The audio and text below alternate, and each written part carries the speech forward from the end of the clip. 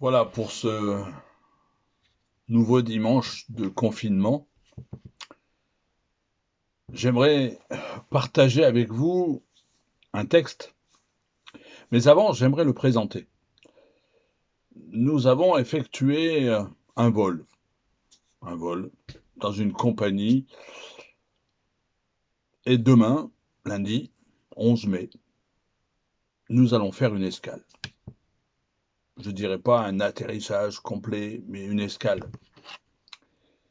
Nous avons donc embarqué mi-mars dans le vol Air Confinement 001. Et à bord, le commandant de bord de tout avion moderne voit sur son radar des zones de turbulence. Il appelle alors la tour de contrôle pour changer de cap, d'altitude. Lorsque là n'est pas possible, il communique aux passagers l'arrivée imminente de secousses, leur demandant de rester assis et attachés. N'est-ce pas ce que nous avons fait? Dans notre vie aujourd'hui, nous n'avons pas d'autre radar que l'écriture. Des signaux que Dieu nous a laissés, des avertisseurs. Mais malgré tout, il nous est obligé parfois de traverser ces zones dangereuses.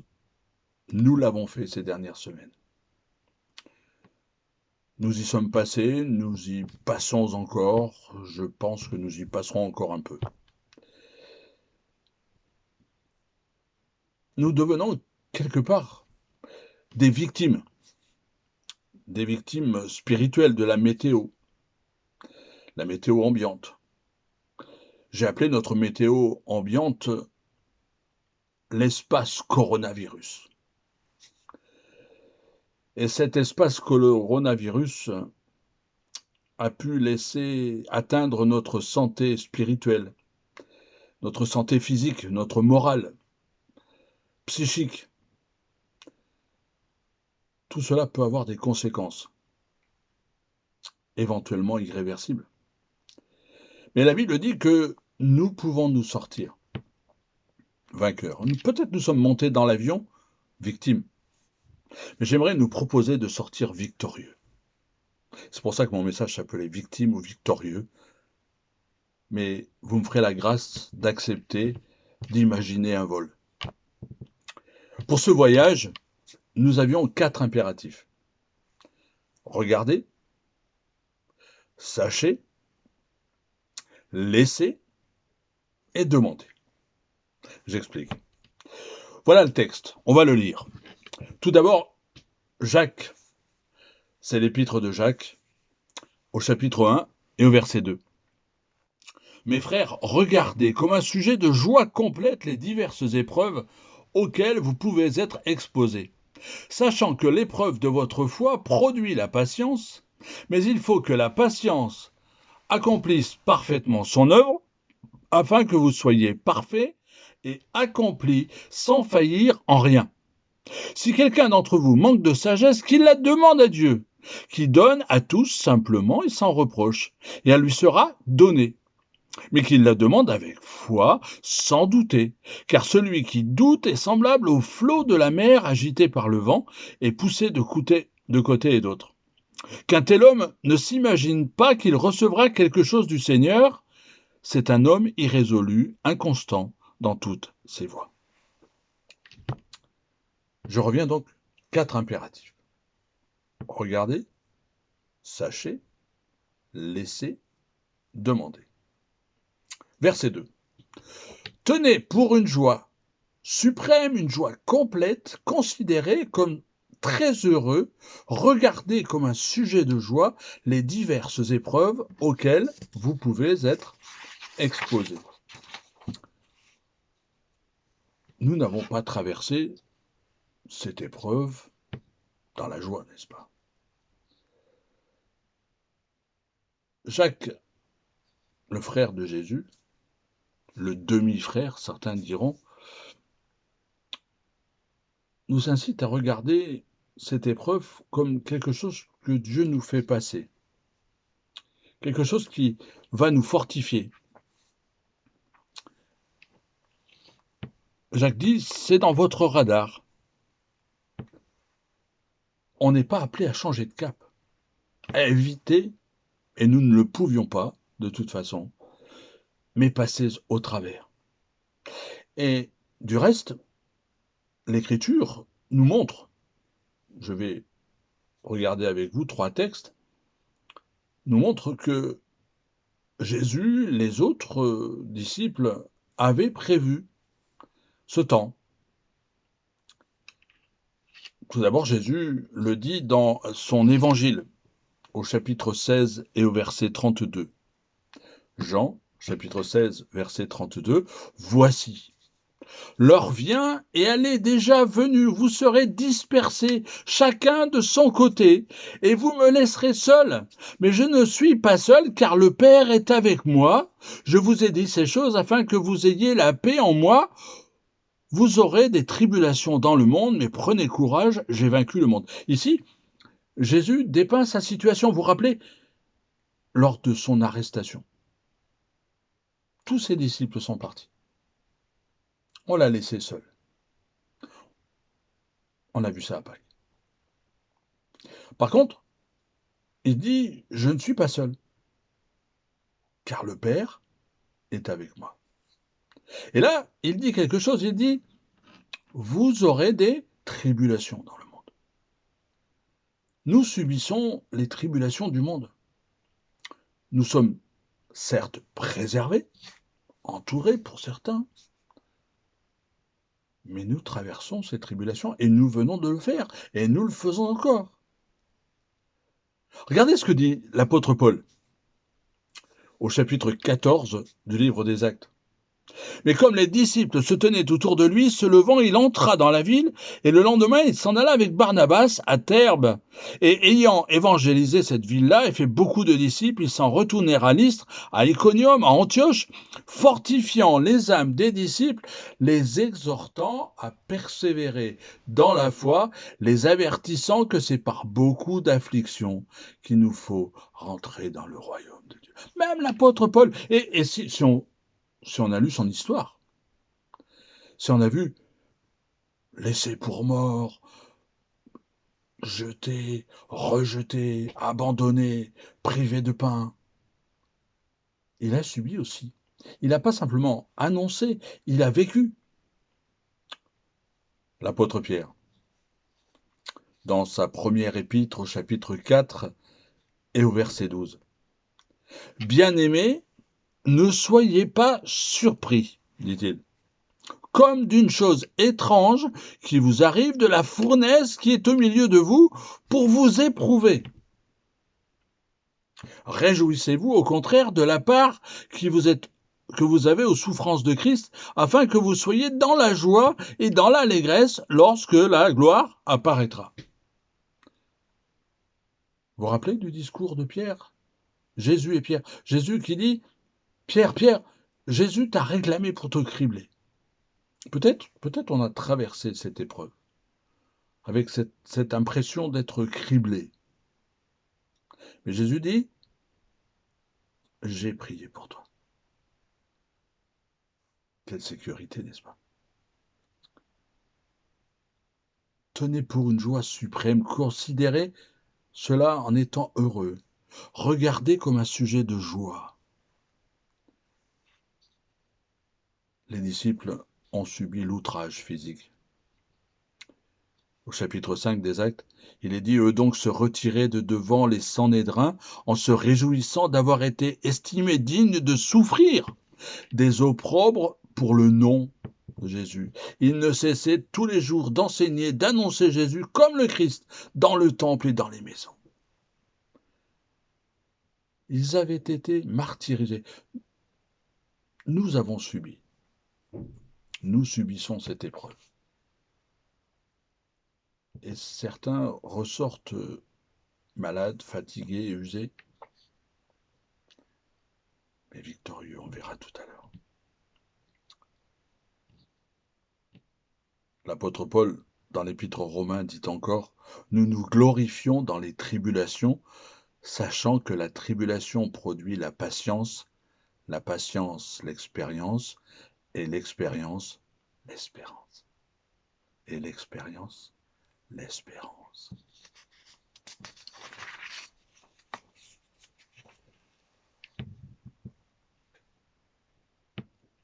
Deuxième point, sachez. Sachez. Nous avons vu regarder, maintenant nous voyons sachez. Sachez que l'épreuve de votre foi produit la patience, car vous le savez, si votre foi résiste à l'épreuve, celle-ci produira la persévérance. La juste compréhension du but de l'épreuve nous aide à l'accepter. Voilà pourquoi nous passons par l'épreuve. Notre foi se doit d'être à l'épreuve si nous voulons être fermes. L'épreuve travaille pour nous et non contre nous. Elle nous rend matures. L'épreuve nous permet d'éliminer les impuretés. L'entraînement est nécessaire à l'athlète pour le rendre plus fort. Si l'athlète ne s'entraîne pas, s'il ne met pas en exercice, s'il ne prouve pas qu'il est capable, alors il ne sert à rien. Dans la première épître de Pierre, chapitre 1, verset 7, « Afin que l'épreuve de votre foi, plus précieuse que l'or périssable, qui cependant est éprouvée par le feu, et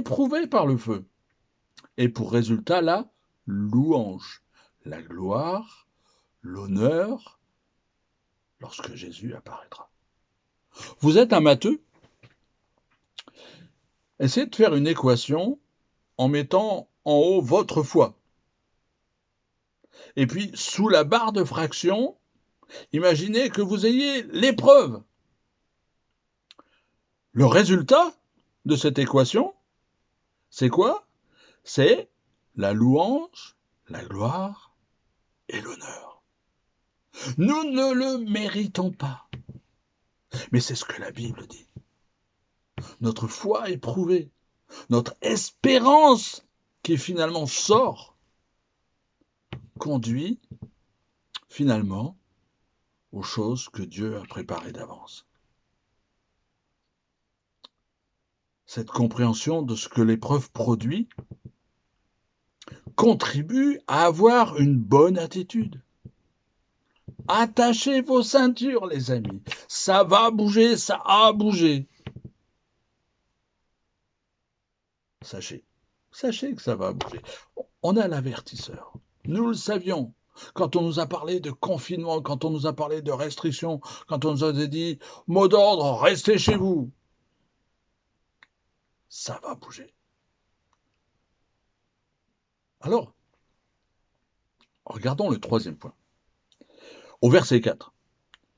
Mais il faut que la patience accomplisse parfaitement son œuvre, afin que vous soyez parfaits, accomplis, sans faillir en rien. Mais veillez à ce que votre persévérance se manifeste pleinement, afin que vous soyez parfaits, sans défaut, qu'il ne vous manque rien, mais que l'endurance soit parfaitement opérante, afin que vous soyez parfaits, accomplis. La perfection, elle n'est pas de ce monde. La Bible nous dit, soyez parfaits comme votre Père est parfait. Mais c'est un processus, un long processus. Et ici, il est marqué, laissez la patience accomplir son œuvre. C'est pour ça que j'ai intitulé ce troisième point, laisser. Laissez la patience accomplir son épreuve, son œuvre. À l'inverse, nous souhaitons sortir de l'épreuve rapidement. Non, nous refusons l'épreuve, nous ne voulons pas l'épreuve. Nous n'aimons pas l'épreuve. Qui aime l'épreuve? Personne. Mais elle est nécessaire, afin qu'elle soit parfaitement opérante, qu'elle amène cette endurance, cette espérance. La Bible nous exhorte, dans Éphésiens chapitre 5, verset 20, à rendre toujours grâce pour toutes choses, au nom de notre Seigneur Jésus-Christ, à Dieu le Père.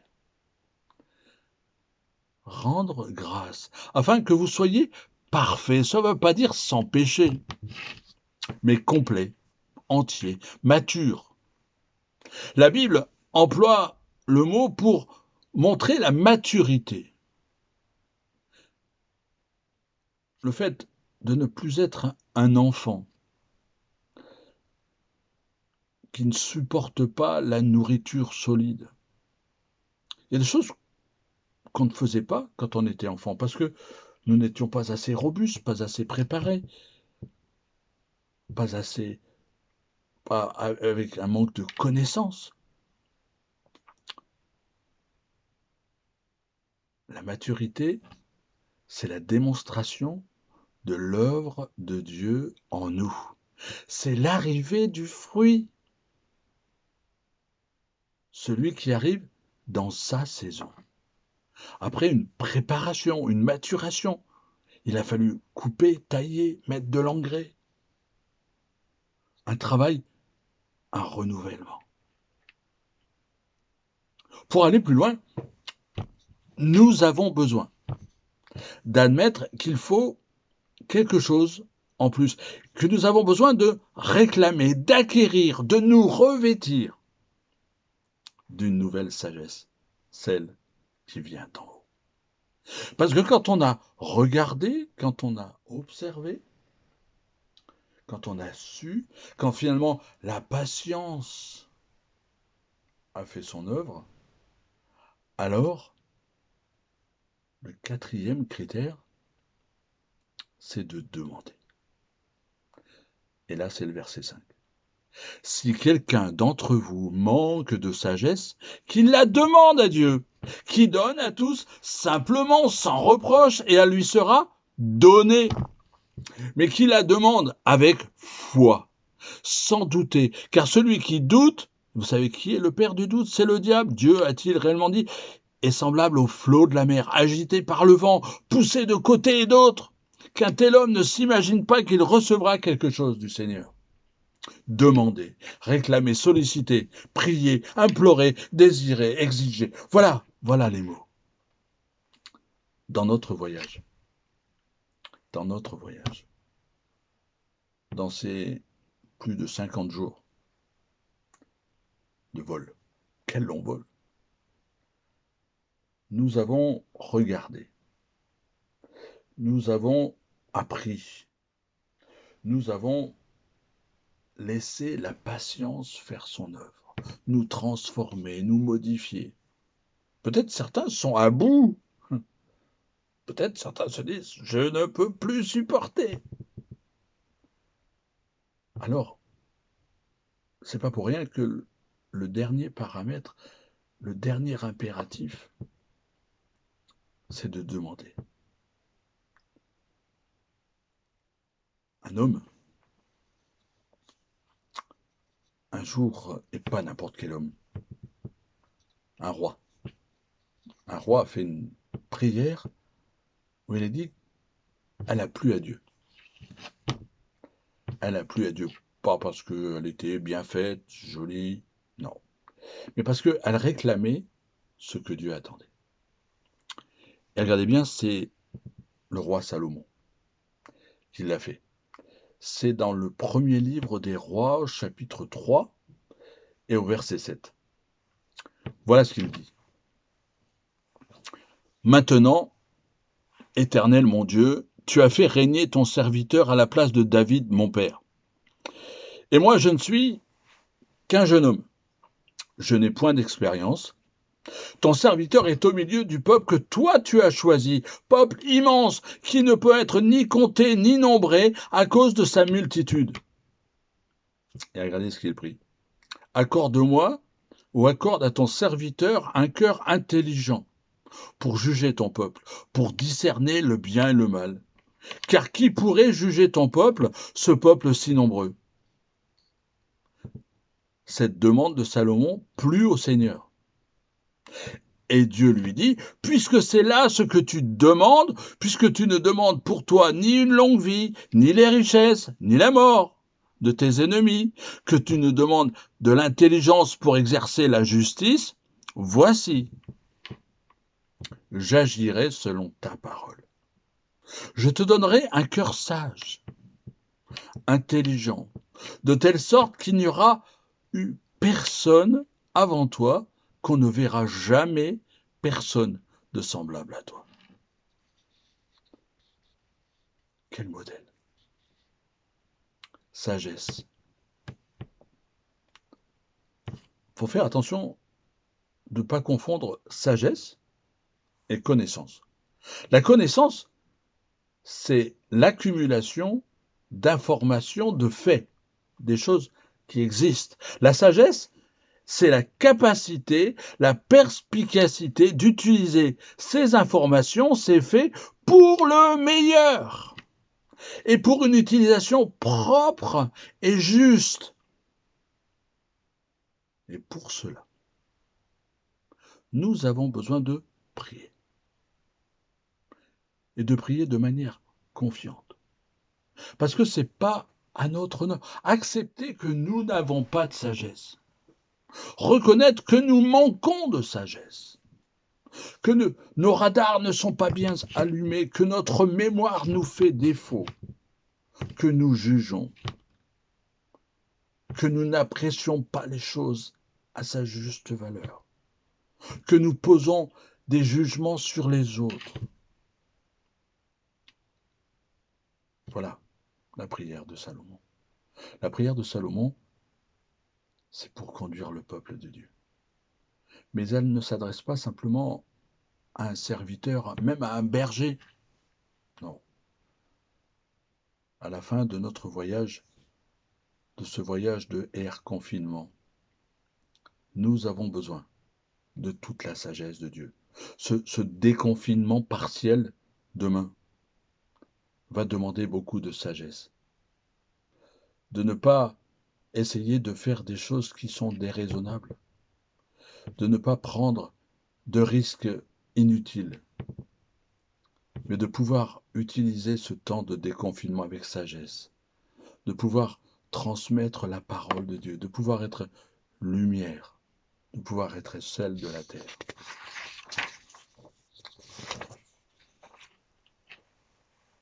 Le mot pour sagesse exprime, c'est Sophia. Il exprime la largeur, la plénitude de l'intelligence. La sagesse s'efforce par l'observation, l'expérience, la réflexion de parvenir à connaître les hommes et Dieu. Elle est un don. Elle implique la crainte de l'Éternel, le respect, l'amour, mais aussi la crainte. Vous savez, on banalise la crainte. Il ne faut pas avoir peur. Mais le texte du livre des Proverbes, chapitre 9, verset 10, il dit « La crainte de l'Éternel est le commencement de la sagesse, et la connaissance du saint et l'intelligence. » La crainte de l'Éternel, c'est le commencement de la sagesse. Tous ceux qui pratiquent ces préceptes auront une bonne intelligence. Sa louange demeure à perpétuité. Voilà un élément. Priez. Demandez. Que notre Père nous aide. Que quelque part nous puissions comprendre quel était le but de ce voyage. Qu'est-ce que nous avons appris? Pourquoi Dieu nous a fait passer par cette épreuve? Quelles sont les leçons? Demain, escale, atterrissage, la piste devant nous, la piste d'atterrissage. On va pouvoir déboucler notre ceinture et mettre un masque sur notre bouche, mettre du gel sur nos mains, respecter les distances, mais être plus proches les uns des autres. J'espère que ce vol nous aura permis d'être plus proches de Dieu, que nous avons pu lui prendre la main, qu'il nous tendait. Parce que nous l'avons dit plusieurs fois, et nous le dirons encore, Dieu est amour. C'était lui notre commandant de bord. Il avait tout son équipage. Et pour des amis qui ressortent peut-être malades, peut-être fatigués, peut-être usés, peut-être dans le deuil, Dieu nous promet son assistance. Dieu nous promet d'être avec nous. Dieu nous promet, et on le dit presque tous les jours, d'être dans chacune de nos vies. Alors, j'espère que l'atterrissage ne sera pas trop brutal.